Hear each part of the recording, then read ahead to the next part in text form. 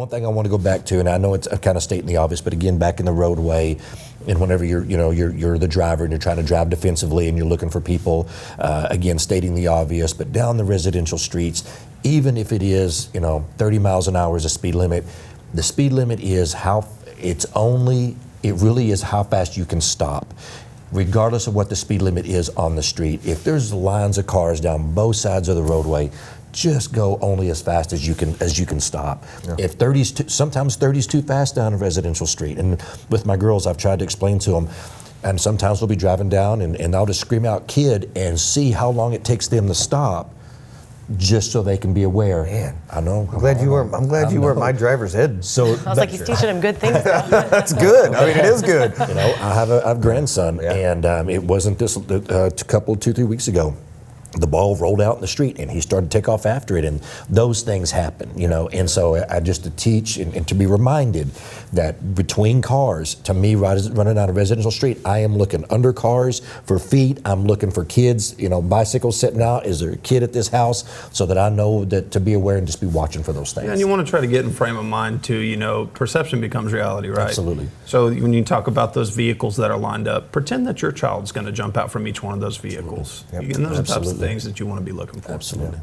Well, and it I know we're talking about pedestrians, but it's not just in the roadways. I mean, we're talking about driveways, and anytime I cannot point out enough that this is. I mean, when you get in that vehicle, you're potentially driving a weapon. I mean, you really are. And defensive driving matters because you're right. Residential streets, you don't know kids chasing a ball.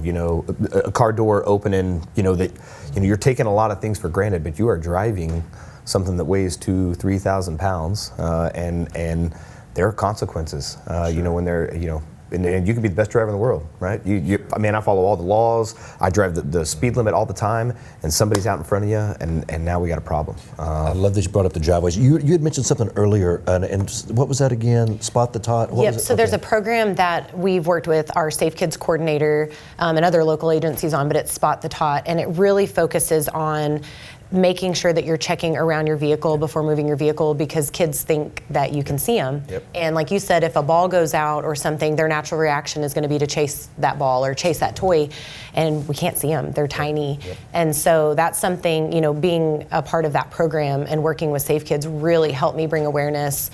And I'm really focused on what I'm doing when I'm about to move my vehicle. Absolutely. When I know there's kids around, whether they're my kids or friends' kids, or I'm in a neighborhood, because I'll turn my radio down. I'm really making sure I know exactly where that kid's at, because they were there for a second. Well, now they've moved. They're super quick. And so there's programs that we've all worked on like that, along with other safety programs that Safe Kids can help with if somebody in the community needs that or is looking for more education. Awesome. Well, one of the things that I've heard in the past that we have run on is the parent goes out the car in the morning to leave for work. They did not realize, the parents inside, they did not realize the toddler followed them out.